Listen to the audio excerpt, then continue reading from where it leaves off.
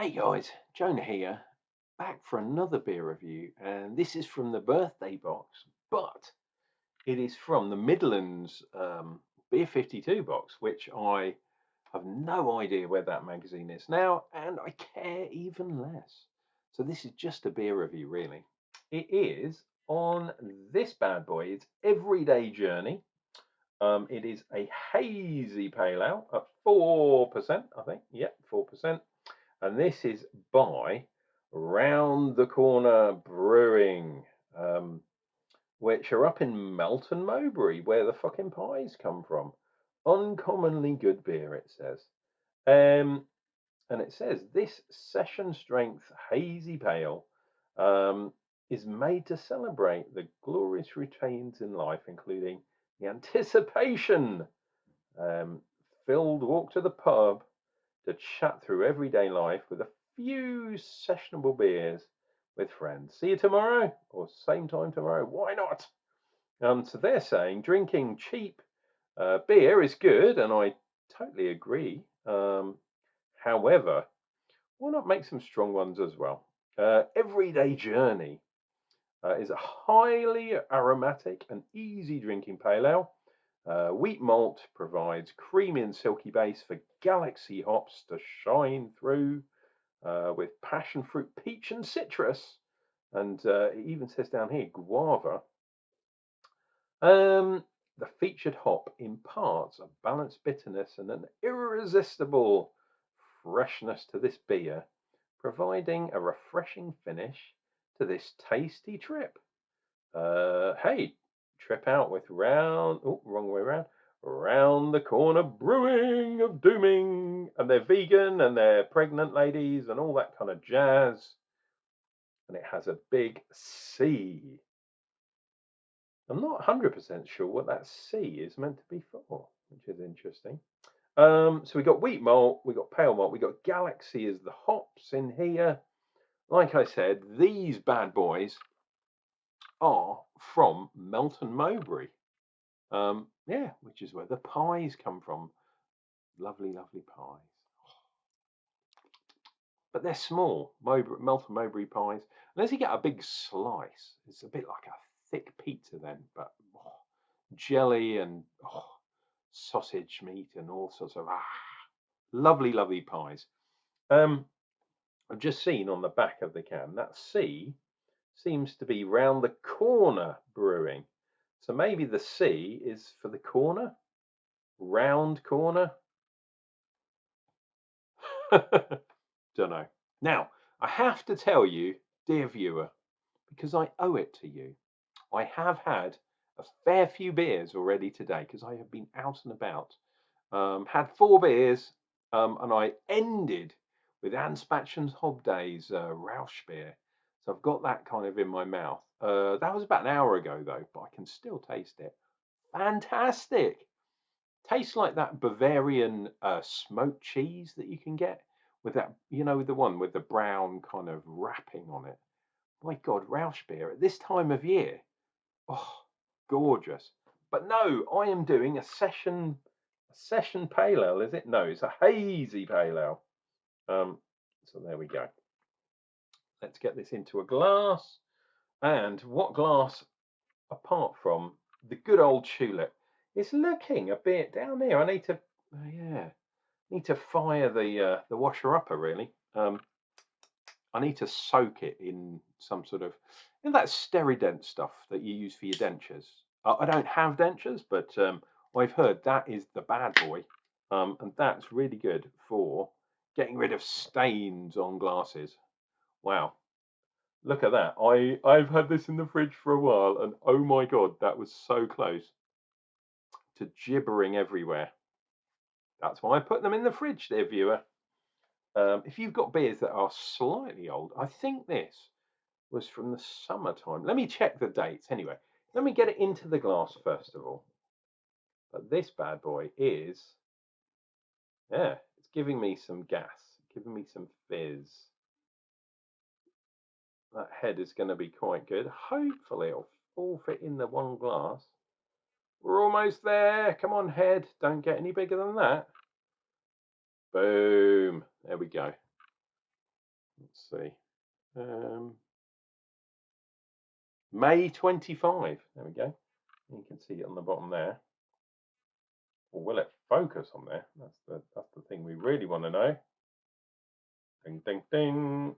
May 25. There we go. May 25. Charmon. Definitely haze. Not that hazy. I mean, it is hazy, but it's not like the cloudiest thing I've ever seen. Right, let's get this C. Let's get this bad boy in, because it's one of those. I'm going to stare at the head. Oh, pardon me. I'm belching. I haven't even tried a beer on camera. That the head is rising. It'll focus on there. It should do, but it isn't for some reason. But let me tell you, there's some very, very large bubbles in there, so it should dissipate really quickly. But I'm going to drink through this head today. Look, 3 fingers, 3.5 fingers, plus the top bit, kind of 4 fingers of head. The only downside of this, you can't really get your nose into the glass because it's, look at that, it's filled with foam. Absolutely nuts.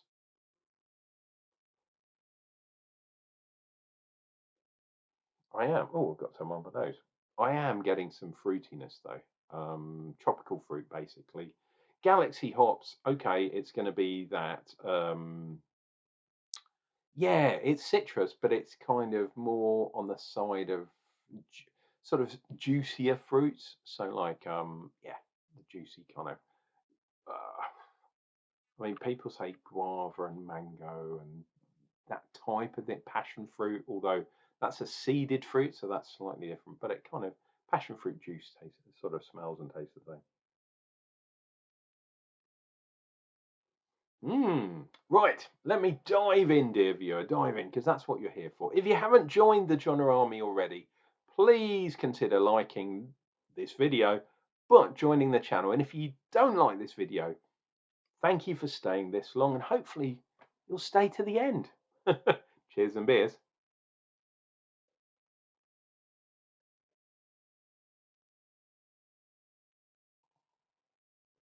Oh. And it is a juicy, fruity kind of thing. There are those red kind of berries, red juicy fruits.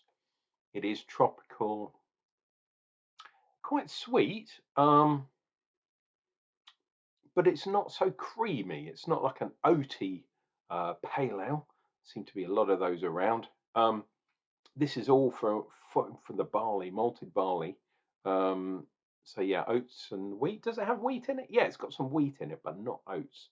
So yeah, it's backed off from being like one of those super creamy kind of ones. Quite nicely balanced. I mean, it's not super bitter.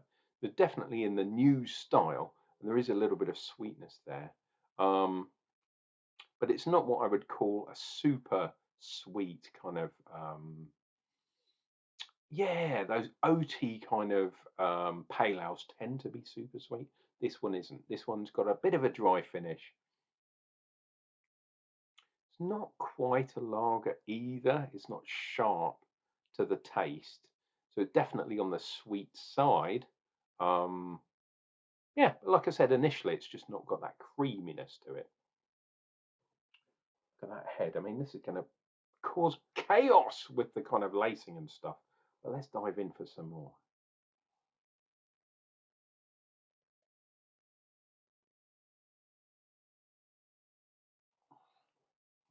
Oh. Yeah, it's really nice, fresh. I think it's got some dextrin malt. If I've read the what they say in Beer 52 and on the side of the can.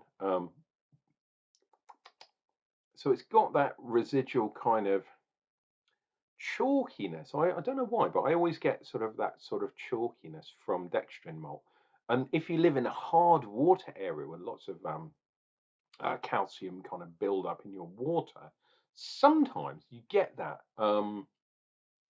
And it also gives it a tiny bit of that kind of, I always say it's like a bit of a detergenty kind of taste, but it's not very pronounced in this beer.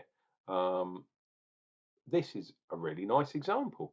Really nice, really fresh, little bit of sweetness. It's got a little bit of that kind of lagery kind of theme going on.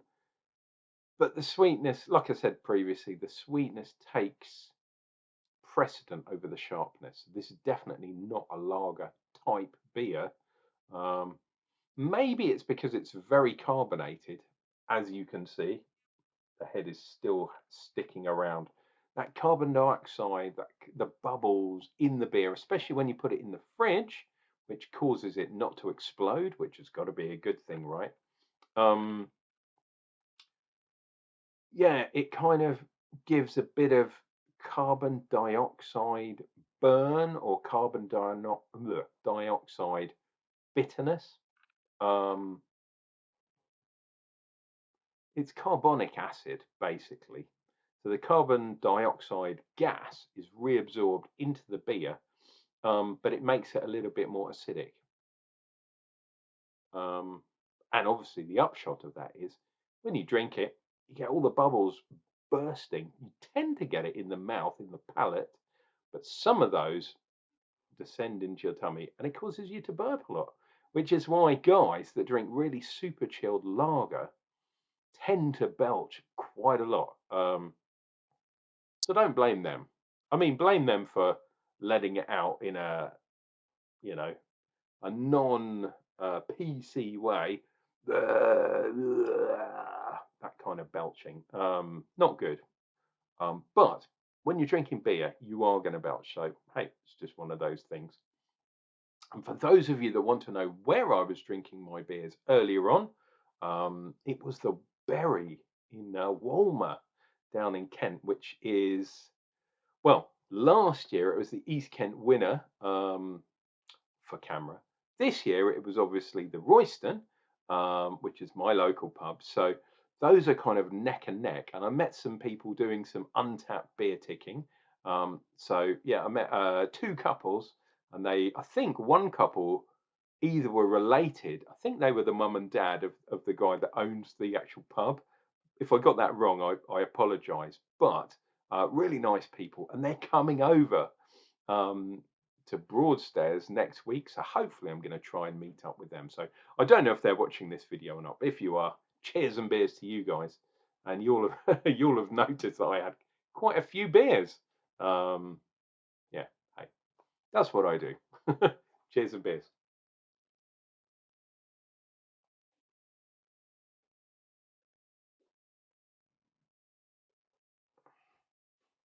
Oh, that's nice and fruity. But again, that kind of dissolved carbon dioxide, giving that kind of fake bitterness, that carbonic acid bitterness up front, but then it soon descends into a nice uh, fruity kind of cocktail. That's a good way of saying a fruit cocktail with a little bit of residual sweetness, but it's not super sweet. So yeah, I have to say this is quite a nice beer. And they're not calling themselves a session fucking IPA for a change. This is just a hazy pale ale. It even says it down at the bottom if it focuses. There we go. Everyday Journey Hazy Pale at 4%. You could have a fair few of these bad boys. And just enough fruitiness to help, yeah, those people that like that kind of craft beer style, especially in the new the new style of pale ale. Mm.